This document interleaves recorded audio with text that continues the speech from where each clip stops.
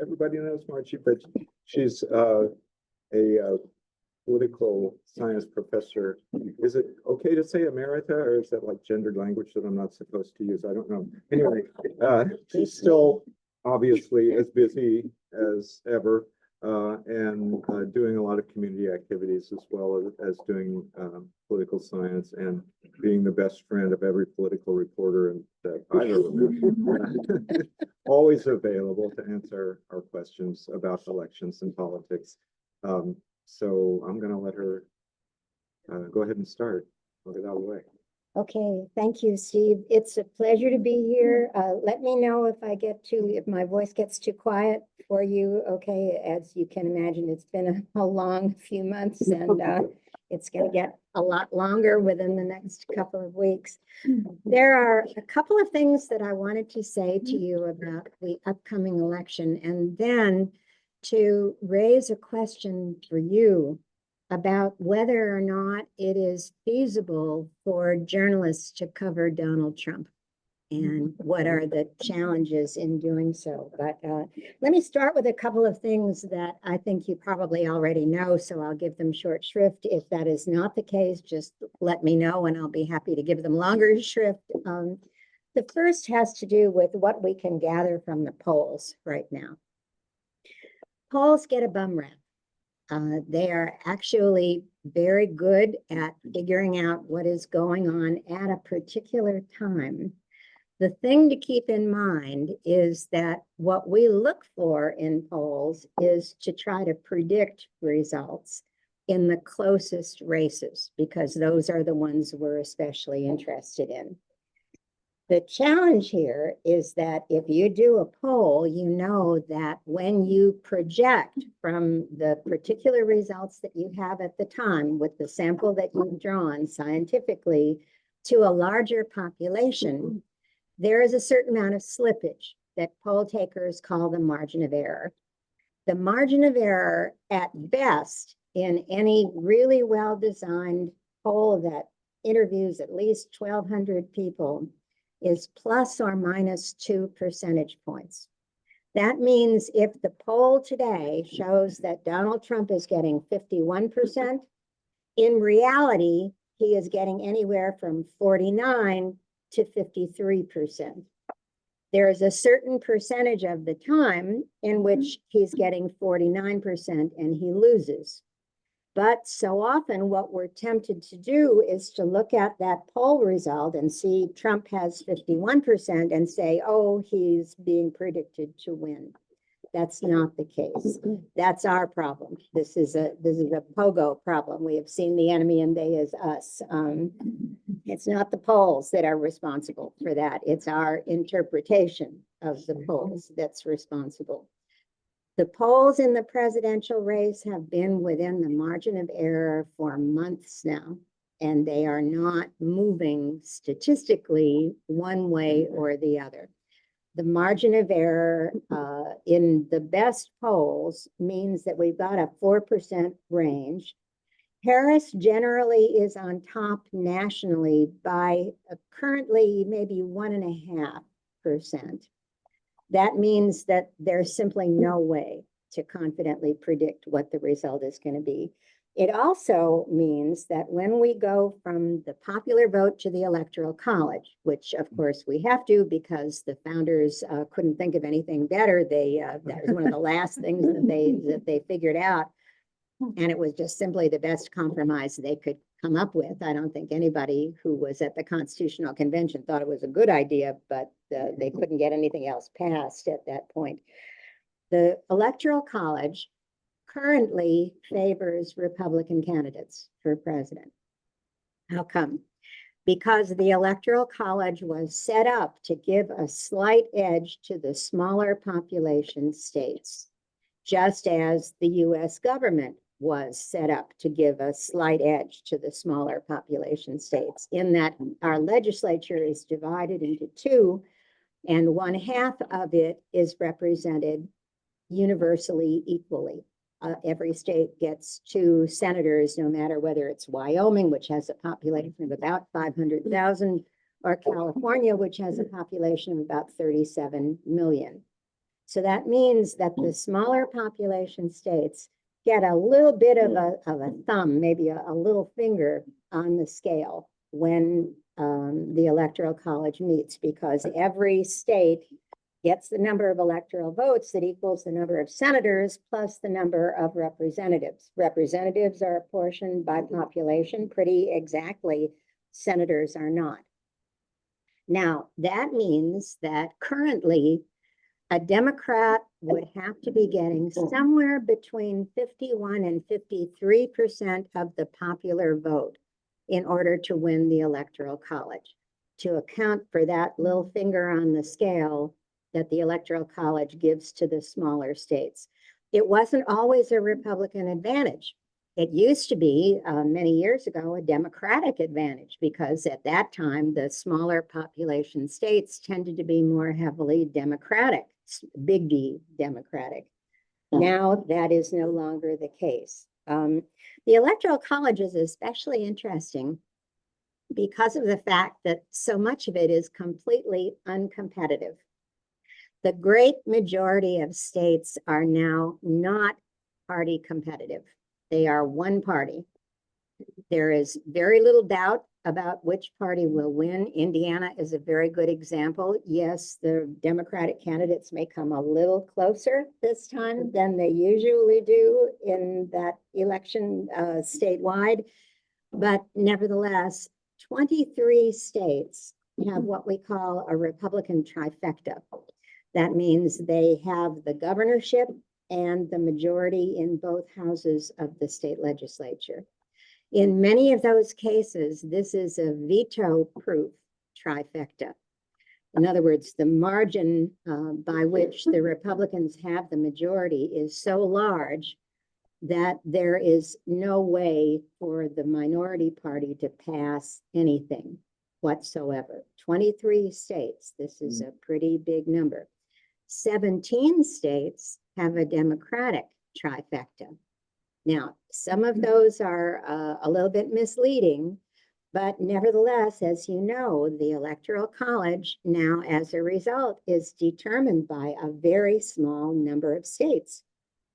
It looks as though 7 states will determine the presidential election result. At the moment, Harris is leading in 4 of those 7 states, but by less than the margin of error. So we have essentially no way to tell what the result is going to be. So it's a your guess is as good as mine situation. We have one thing that's changed interestingly in the past 4 years, and that's that the gender gap has increased markedly. We know that a majority of men will vote for Donald Trump and a majority of women will vote for Kamala Harris. Why do they do that? Don't ask me, I'm not one of them. The challenge here is that, of course, there's always been a gender gap. There's been a gender gap in American politics since Dwight Eisenhower 70 years ago. It has gotten larger and smaller at different times. It is particularly large now as a result of the overturning of Roe versus Wade in 2022. The gender gap so far is particularly large among young people. Young people generally favor Harris over Trump by a substantial margin. But the margin among young women in the best polls I've seen is 47 percentage points. The margin among young men is 17 percentage points. So we're seeing a pretty dramatic gender divide, and we are increasingly seeing it among Black voters. There's always been a gender gap among Black voters, just as there has been among white voters. But that gender gap has increased among Black voters.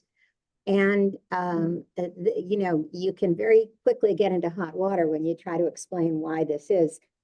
But it seems to me to be pretty clear that Donald Trump has run a very testosterone-fueled campaign. That we can get into why that is. I can tell you my personal theory, which I have been yelled at for quite a long time now, and that is simply that we've had very quick social demographic change in the United States over the past 20 or 30 years. We are much more rapidly becoming a biracial, a multiracial nation now than we have at almost any other time in our past. It's hard to see social demographic change because it sneaks up on you a little at a time, but over time, when you look at it over decades, it can be very dramatic. I don't know whether it's hardwired in our brains or whether we've simply been conditioned to think that way, but an increase in the proportion of people who are other than us seems to have a dramatic effect on some types of people, not on everybody, but on some types of people. When we have political leaders who try to, shall we say, light a fire under those kinds of perceptions, we get a much bigger sense of the other and a fear of the other in American politics. And Donald Trump is expert at this. He's been doing it basically throughout his life. He continues to get better at it. And it appears to me that the basic underlying cause of support for Donald Trump, beyond simply party identification, you know that the party identification difference between Democrats and Republicans is about equal these days, equal numbers of Democrats and Republicans.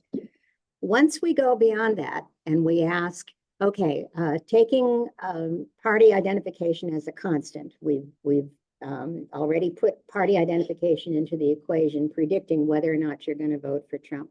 What comes next in that equation? What's most important?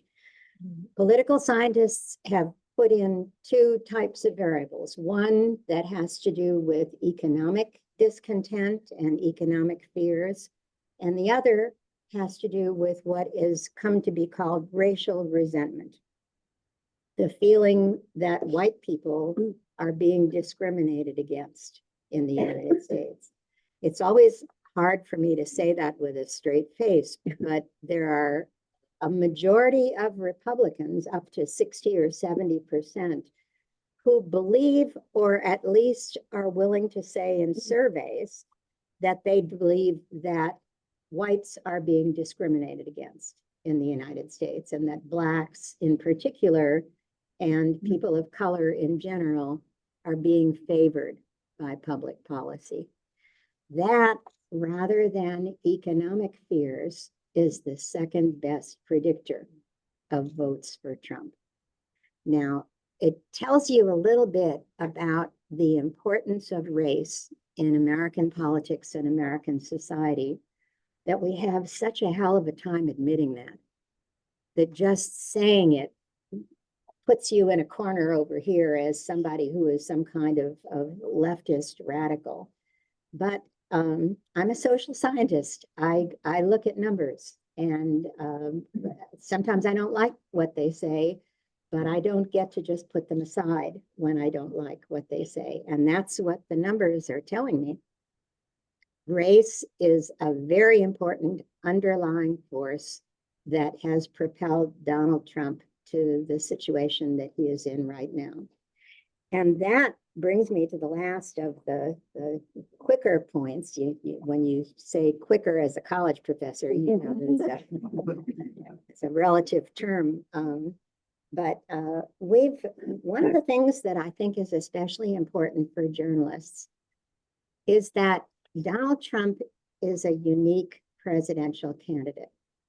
One of the fundamental principles of a small d democratic system is what we call the loser's consent. That if you run for office and you get fewer votes than the other person, you step aside. You accept the election results and you acknowledge that there was a loss and that it was you. Donald Trump has been gaslighting the American public for the past 8 years. He also claimed that he won in 2016 in the popular vote, even though he won the electoral vote, that wasn't enough for him. The possibility of his losing the popular vote was so threatening to him that he claimed at that time, too, that he had in fact won the popular vote and that it was undocumented immigrants who had come in massive numbers. It's a fascinating thought. You know, if you were an undocumented immigrant and you were faced with the choice of having to out yourself by going to a polling place on election day, where there are going to be plenty of people who have badges on and lots of folks like that, and you sat there and said to yourself, it is so vital to me that my vote gets cast for this particular presidential candidate, then I'm just going to march into the polling place and cast an illegal ballot. What are the odds? And in fact, the odds are infinitesimal. And that is also a descriptor of how many undocumented immigrants cast ballots in American elections. Have anybody here ever worked at a polling place on election day? So you know, right, just how many checks and balances there are, how many steps you have to go through in order to count a particular ballot, or even to send out a ballot by mail, is such a tremendous disservice to people like you who are being accused, in some cases with threats to their lives, of having permitted massive vote fraud, when in fact it is cases of vote fraud, as I've come to use very frequently, are about at the same level as reports of landings from Mars on the Earth. And curiously enough, in Indiana, most of them have come where the miscreants are Republicans. But the image of vote fraud for many Americans comes from, sorry, Malcolm, comes from the image of the old big city bosses, which did used to exist until about 50 years ago. They simply don't exist now. Once we started using primaries for virtually all offices in the United States, you'd really be a pretty pathetic boss if you went to a candidate and said, I want to slate you for running for Secretary of State. I can't do that, of course, because it's the voters who are going to make that decision, but I'm going to really feel it for you. You know, I'm just going to really think hard to make you the candidate. How much strength are you going to have of influence over that candidate? The big city bosses are gone, folks. They are still here in some television programs. They are still here in some movies. That's perfectly understandable. I mean, who would go to a movie to see a report about a political leader who is perfectly incorruptible and goes through a period of time in his or her life and does absolutely nothing wrong? That doesn't generate audiences. So many people find the image of boss rule so attractive that they think it still exists. It doesn't. Ask party leaders. They will tell you that their influence is a heck of a lot less than we think it is. That means that the excuse that is usually given to deny the loser's consent, that there is massive voter fraud, is simply factually inaccurate. The challenge here is that it's hard to prove a negative. It's hard to prove that something doesn't exist. But that's why we have a court system. When we have claims that there has been some malfeasance, people take it to courts and the courts look at actual evidence.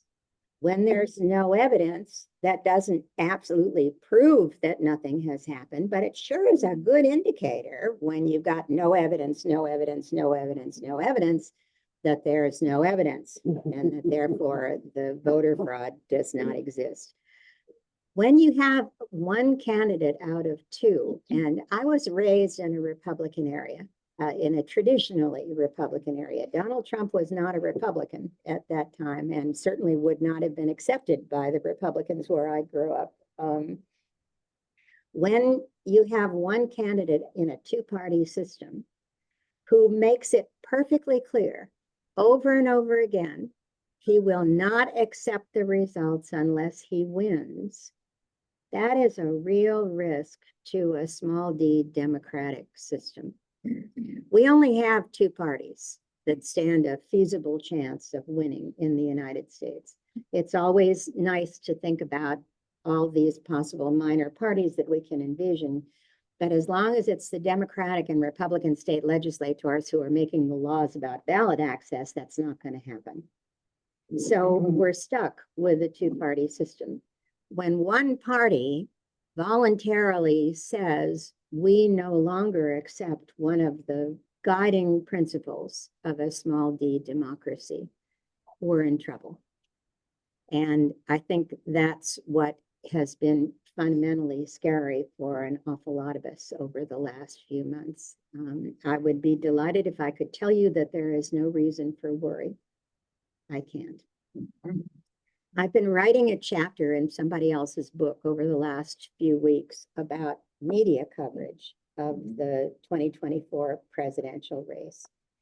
And I have come to suspect that as journalists, and I was a journalism major, we've got a problem with our institutional norms.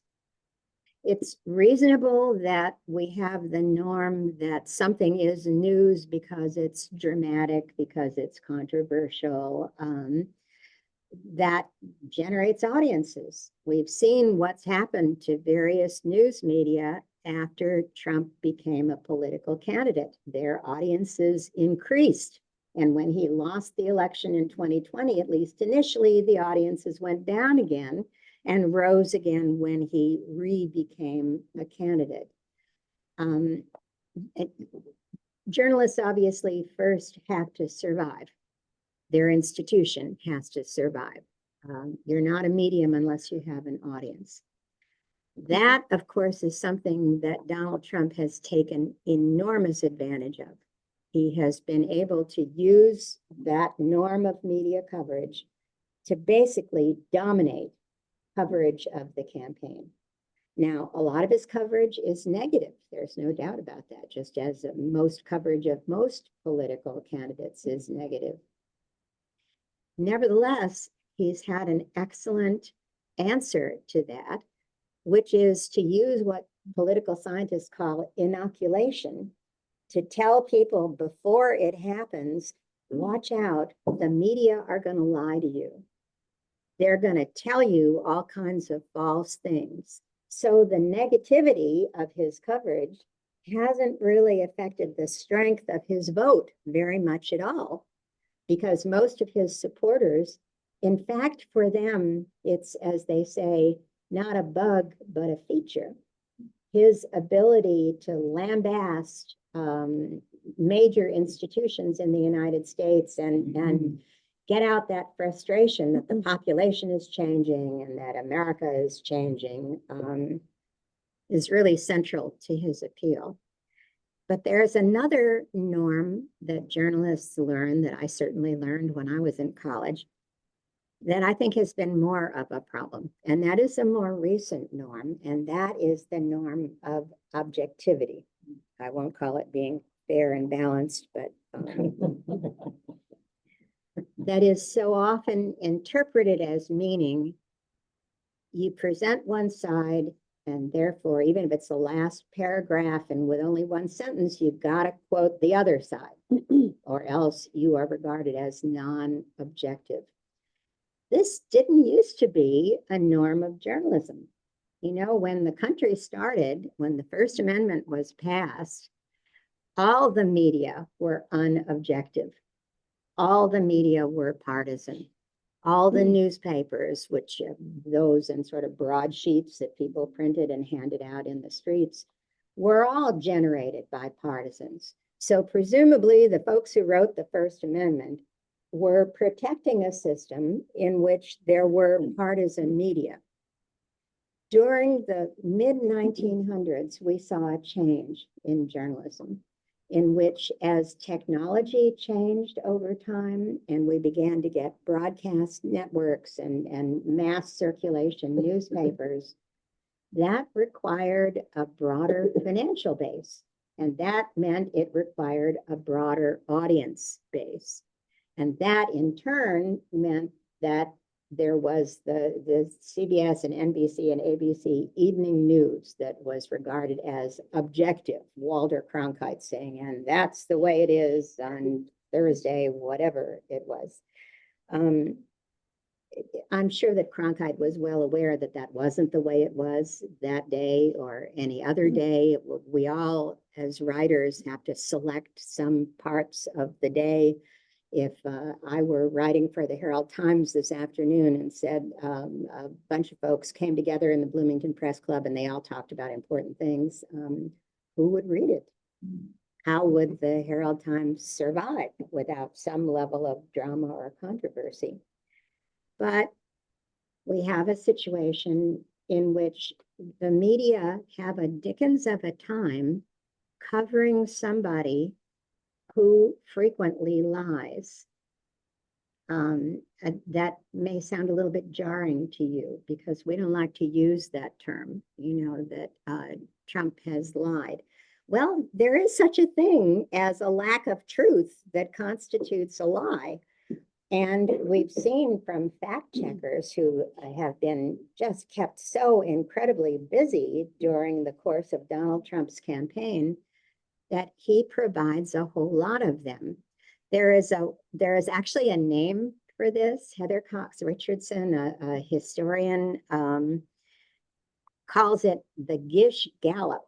Somebody named Gish apparently divined that if you kind of flood the scene with lies or with statements of any kind, it's almost impossible for journalists to keep up. You can't dissect them fast enough to keep up with the pace at which they are flooding you. And that's essentially what Mr. Trump did. In the first presidential debate between Mr. Trump and Mr. Biden, it was fascinating to see that both of the candidates exposed serious weaknesses in their candidacy. President Biden looked weaker than a lot of people had been led to expect. President Trump, former President Trump, lied his head off. So what was the headline? Was it Trump's lies? No, that was old news. Plus, it would have seemed unobjective, right? To say Trump lied a dozen times in this debate would have been a way for Trump supporters to say, see, we told you the media lied. They are false. They are biased against Republicans and particularly against Donald Trump. So the headline was Biden. Now, that doesn't mean that it shouldn't have been Biden. That came as a startling event to a lot of people to see that he was not quite as responsive as he looked earlier on. Nevertheless, it raises some real questions. How do journalists cover Donald Trump? Do they say Trump lied? Do journalists have a responsibility to overthrow the norm of objectivity and just say, look, we can't stand up here and say we're giving you an honest picture of the campaign by saying Trump said such and such. On the other hand, somebody else said the opposite. When we have a situation in which whether or not, for example, undocumented immigrants are people or animals, does objective journalism require that if one side says animals, you have to find another side to say humans in order to balance that? Or is it possible to say, you know, this is what a lot of dictators have done over time, is to say that these others are not human, and therefore that it makes a lot more sense to round them up in pens and get rid of them than it does to accept that they are people just like the rest of us. That's a question I want to pose for you. Is it appropriate to maintain that journalistic norm when we have seen that a political candidate has gotten immense success on the basis of using that norm and essentially forcing journalists to cover what he says or seem unobjective, even if what he says is a complete falsehood? What do you think? As journalists, yes, ma'am. Well, in the years in which I was teaching reporting, it seems to me that we had this discussion and came to the conclusion that there was no such thing as objectivity, and that people carried bias with them wherever they went. If that's gone out the window, that nuanced discussion about what is objectivity and what is just fairness on both sides, then I think we move backward. Okay. I don't know that most any journalist believes in objectivity anymore. Except that journalists know that they will get seriously criticized by a big chunk of the American population if they sound critical, even if it's perfectly obvious why they should, of a particular candidate. I think we all understand that the norm of objectivity is like the Holy Grail. It's out there somewhere that, nobody knows exactly what it looks like. And, but it's still something that is in people's hearts. Charlotte. Yes, I've been listening. I hate to listen to the news, but I do it anyway, even though I like myself.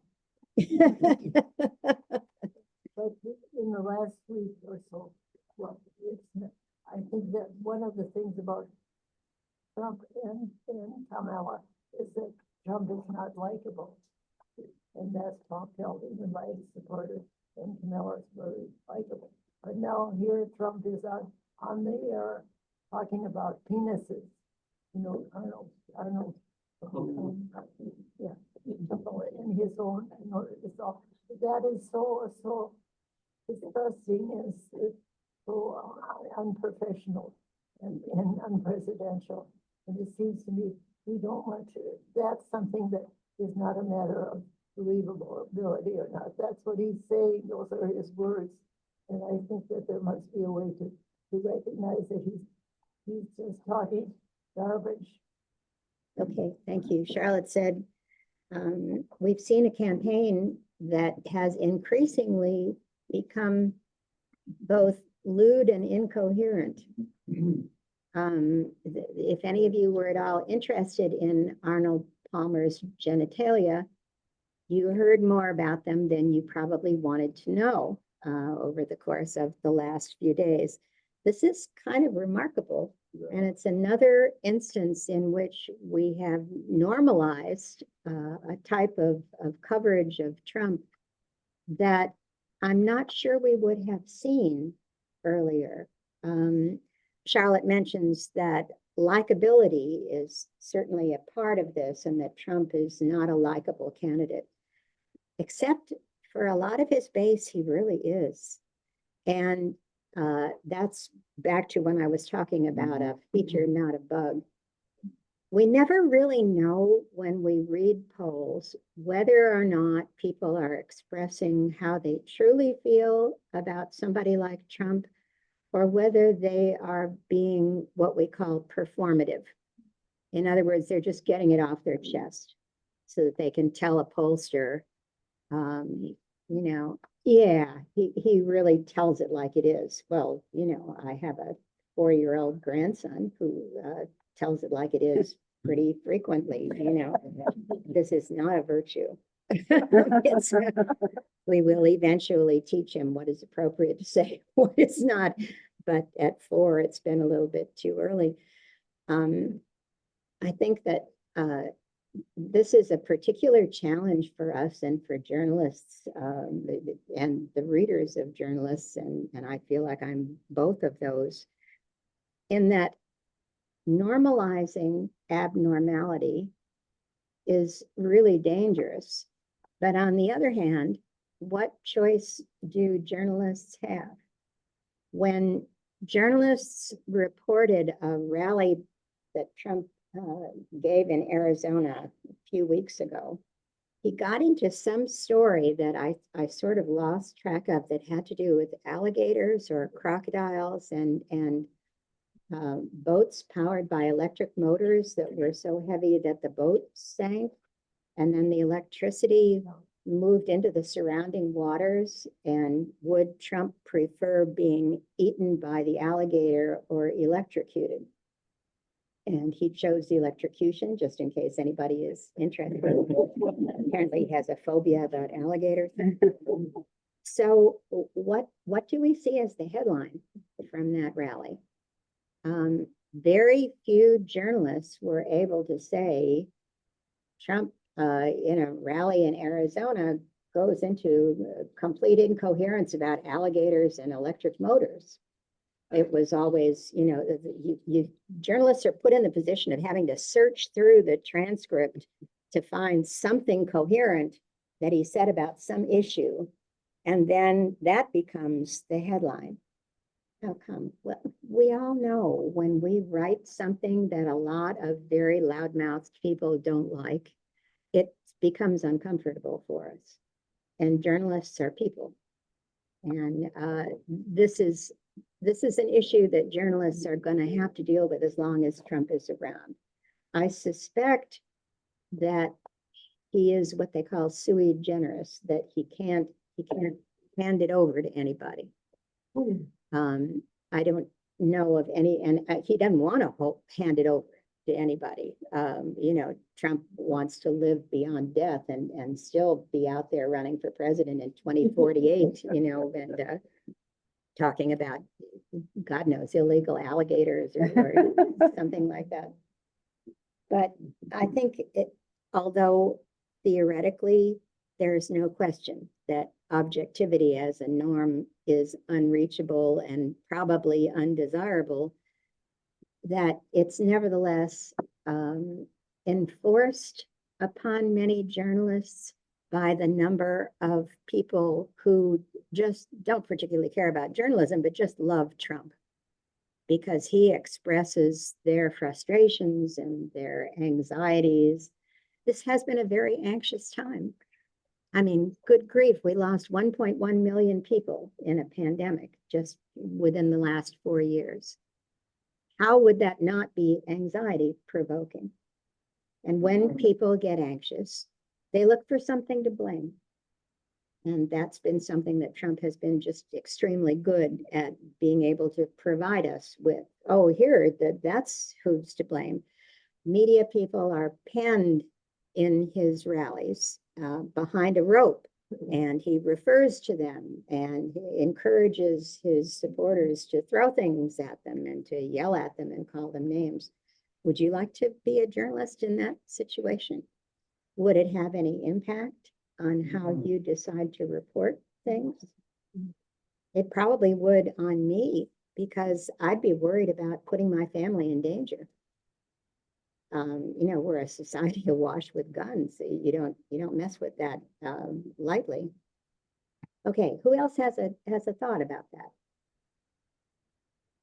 David.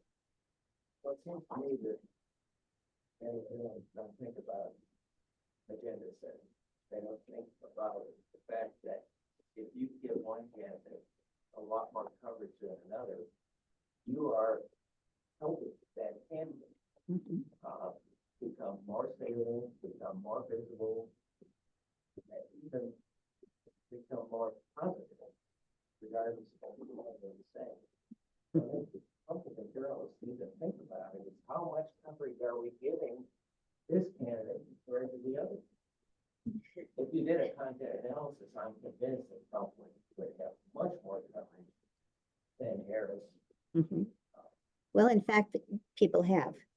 There is, for any of you who like numbers, that may not be a large number of you, but there's a site called GDELT, GDELT.com, that classifies the content of 15-second bits on various broadcast media. They particularly look at Fox, MSN, and CNN. And it's just simply accurate to say that Harris went up like that right after she was chosen as the Democratic nominee, because after all, this is news, right? This is unprecedented. And then back down again, and Trump was up here all the way along. It probably was what led us to get this blessing of Donald Trump to begin with in 2015, because of the fact that during that campaign, he had 16 rivals for the Republican nomination. His coverage, just in terms of quantitative analysis, was greater than that of the sum of all of his 16 opponents. Now, you know, certainly much of it was negative, and you could say, well, how could that help him? Well, news is finite in terms of how much of it you can present. You know, yeah, you can have a website that goes on and on and on, but the amount of time you can put into gathering news for that website is still finite. And when you're covering one person, you're not covering another. And those other 16 folks really got the short end of the stick in 2016 because coverage was so heavily fixed on Trump. There was an anecdote that I'd love to repeat to you because I think it is so telling, in which a reporter was talking to Trump about how he relates to audiences at his rallies. And he said, and this was sometime before 2020, when he went out to give a talk at a rally, or whatever it is that you can characterize as what he does at a rally, he looks at the bank of cameras in front of him, much more than the audience. And he looks in particular at the red lights that show that the camera is actively filming. And as long as those red lights are on, he continues as he chooses to. If any of the red lights go off, his job is to make the red light go back on. So he, you know, does that, or you know, says something perfectly lunatic in order to make the red light go back on again.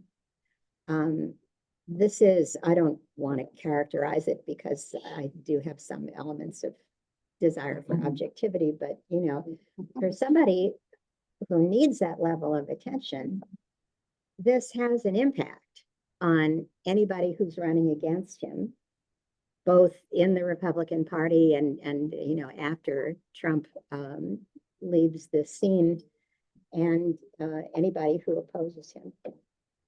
Jim. Yeah, Marjorie, my question is about the role or lack of role of the vice presidential candidates. Is Kim Walz an asset, a detriment, or neutral? Is J.D. Vance an asset, detriment, or neutral? And then also curious to me, as you got Mike Pence, who obviously harbors some strong feelings, and I can understand that, who is kind of a non-factor, and then not vice president, but Liz Cheney weighing in as a Republican in favor of Kamala Harris. Any thoughts on those personalities and their impact or lack thereof? I wish I had some good data to give you. We have data from past presidential races that show that at most the vice presidential candidate makes 0.5% of the difference in the polls. Now, 0.5% could be the determining factor this year. It's hard to underestimate the amount of knowledge people have about politics. And the reason is that we are in a very polarized time. We are at a time when we've become very tribal about our political feelings, which is also very understandable given the fact that we've been through such anxious times in the past few years. And tribalism is an answer to anxiety. We find our people and we stick with them because they will protect us. As a result, very little matters beyond that tribalism in this election. And the scary thing always is, and this is always the case in a close election, that the folks who are going to decide it probably are the least involved, the least informed, the folks who are sitting there now thinking, Donald Trump, Kamala Harris, I'm not sure whether there's much difference between them, and perfectly understandable, what we all view as quote independence are generally independent from political knowledge, not independent from partisanship. The more involved people are, the more partisan they become. Yes. You mentioned racism as a factor. What about sexism? They're pretty closely intertwined with Donald Trump. Did you all hear what about sexism? Because especially Black men, the fact Yeah. that they are so, that group has gone, has moved. Is it related to sexism? I don't have data to prove it. My sense is that that seems very likely. Now, keep in mind, most Black men will vote for Harris. So we're talking about a difference at the margins, and that difference at the margins in a very close election could be the determining factor. I think what Mr. Trump has been providing, thanks for coming, you guys, is a kind of view of the world that is white male dominant. And I don't think it's a surprise that his strongest support comes from older white males. And I don't mean to insult anybody here, but as we get older, we tend to get a little bit physically less strong. For women, that is not a threat to the stereotype of femininity. It is a threat to the stereotype of masculinity. It generates more anxiety. And I don't think it's a coincidence that that's why Trump's strongest supporters has come from white males over the age of 50. Yes, sir. Considering all these factors, how do you feel about ranked choice voting affecting any of that, equalizing anything, especially at the top of the ticket, as you say, where it's basically two dominant parties?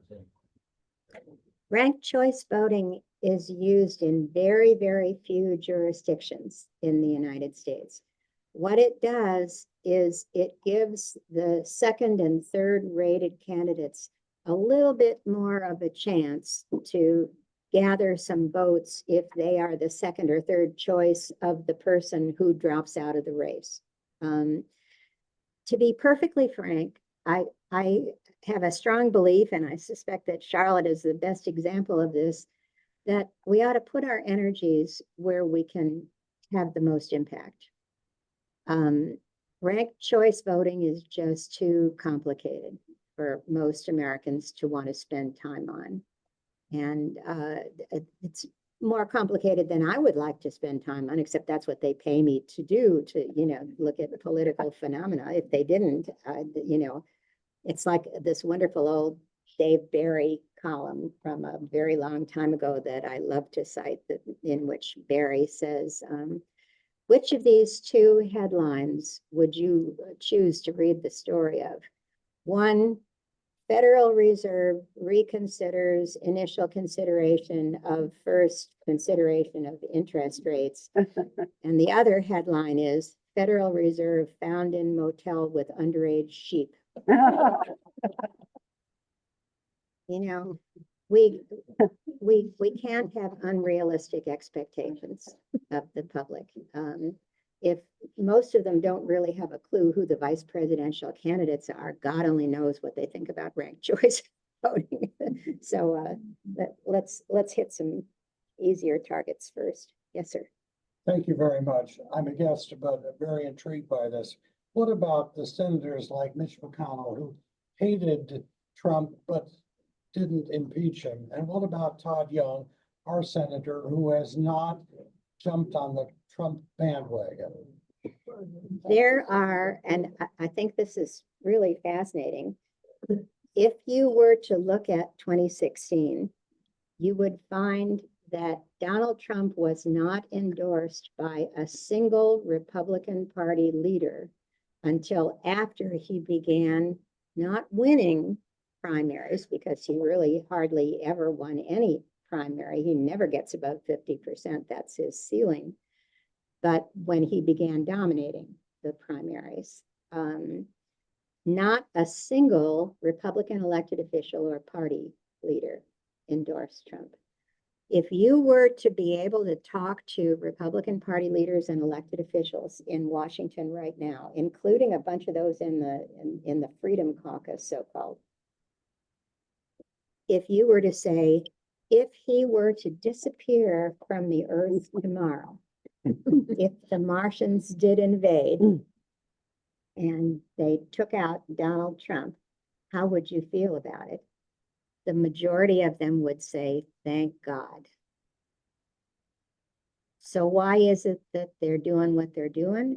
Because their base would murder them if they didn't. In the end, that's the tough part about a democracy. You know, the majority is the majority. And if the majority in your party likes Donald Trump, then you'd better like Donald Trump, because that's what democracy was set up to do, to give you an incentive to support whatever the popular vote supported, at least the people who were going to vote in your primary, so that you'd get reelected. And the Republican primary base is solidly for Donald Trump, but not most elected Republicans and not most Republican Party leaders. State party leaders among Republicans were tearing their hair out when Trump was saying absentee and by mail voting is a fraud, because Mr. Trump had it wrong. In fact, previously, prior to the pandemic, it was Republicans who were more likely to vote by mail than Democrats were. Since the pandemic, of course, that changed, but it may well have changed back again. And so now Mr. Trump is saying both voting by mail is a fraud and he plans to vote early by mail. What do you do in a situation like that as a Republican Party official? You know, Liz Cheney isn't in the House of Representatives anymore. What about Todd Young, though? Todd Young, I'm not quite sure that I would want to compare him with Liz Cheney, but most politicians don't commit political suicide voluntarily. And Todd Young is a good politician. It's perfectly understandable why people are reluctant to make a strong statement against Donald Trump in his own party, because they would lose re-election if they did. So what's the answer to that? If there were enough turnout in Republican primaries by larger percentages of Republicans, we might see a real difference. We have terribly low voter turnout rates. And in primaries, the average voter turnout is somewhere in the vicinity of 20%. That's pathetic. And it's one reason why we're one of the very few democracies in the world that holds primaries. All the other democracies have certainly had ample chance to see that we hold primaries and to choose them if they wanted to, and they haven't. And it's been 100 years now. There's probably a reason why they haven't chosen to use primaries. And as a result, if you were a Republican running for office, what would be the sane thing for you to do? What would a small d Democrat tell you to do? Represent the people who are voting. So if most people aren't voting, that's all our faults. We have seen the enemy and they is us. Dave. I'm going to ask you what you think about the primary system that your party has already. I know a number of Republicans who did not want Trump to be the nominee. It's like they didn't have any choice given the primaries. But I sometimes wonder if it would be better American politics, if we went back to not necessarily smoke those rooms, but, you know, the party leaders having more of a role in selecting their nominees. And Trump would have never been selected by the Republican Party leaders. That's right. It's, well, you're absolutely right. The great majority of democracies in the world, it's the party leaders who select the candidates. If we were to put that to vote, what do you think the result would be? There's just been a very strong strain of progressive belief in the United States that the cure for any evil of democracy is more democracy. And we're stuck with it. It's very hard to do anything else. Malcolm? Since this is a press club and we're talking about the strange results of dramatic changes in the press, and the nature of how we get our information, got two questions. The first one is, do you think Richard Murdoch would have self-immolated today? And the second would be, does anybody study the self-immolation of various politicians? Because as I look at the situation, despite all the Teflon and the inoculation that Donald Trump has given, and perhaps that's the answer, you know, well, Richard Murdoch set himself up to be taken seriously, and that was his downfall. But, you know, the question I have is, are there any patterns that anybody has studied on politicians who do self-immolate, and are any of those applicable today? It's a sobering question. We have, as you know, increasing concentration in media organizations, and it's been very much to the detriment of the people who work in media organizations. We have a local paper that has, what, 3 reporters now who are trying to run their feet off covering everything that they can find. We have the same concentration in parts of the economy and in various other parts of American life. Economic stratification has increased over time. Hedge funds are starting to come into the field of journalism. And we see folks like, you know, there's the current Murdoch, there's Elon Musk, who has become increasingly partisan in his guardianship of X, formerly Twitter. Some people could say, well, you know, take into account who it is, who that is, and pay no attention to him. Really hard not to pay attention to Elon Musk. How come? Because he's a brilliant man? Because he, like Trump, arose out of nothing and generated himself a fortune? No, actually, he arose out of several $1 million that he inherited. But on the other hand, we have a very difficult time with the notion of what constitutes a free press and how we enforce what constitutes a free press. We used to have something called the Fairness Doctrine that the Federal Communications Commission was charged with enforcing, that said, if you write about a controversial issue and if you give media time to one side of that controversial issue, you had better give equal time to the other side, not pay for it, but let them pay for it. But the other side has a right to be heard. We don't have the Fairness Doctrine anymore. That disappeared in the mid-1980s. And as a result, we've seen a rise of partisan media, although frankly, with the internet, I don't know how we would have avoided the rise of partisan media. But these are things for which we really don't have very clear standards.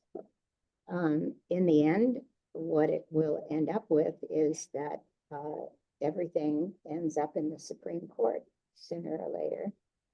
And the Supreme Court has been politicized to a remarkable extent in recent years, not just by Donald Trump, but before that, way back in the 1980s, when people opposed to Ronald Reagan did quite a hatchet job on some of his nominees.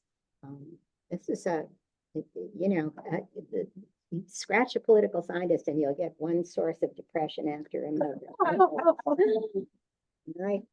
I'm afraid I can't cure that because that's just the way it is.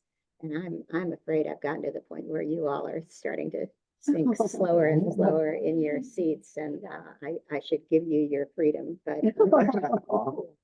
I appreciate your having me here. It's a privilege. And oh,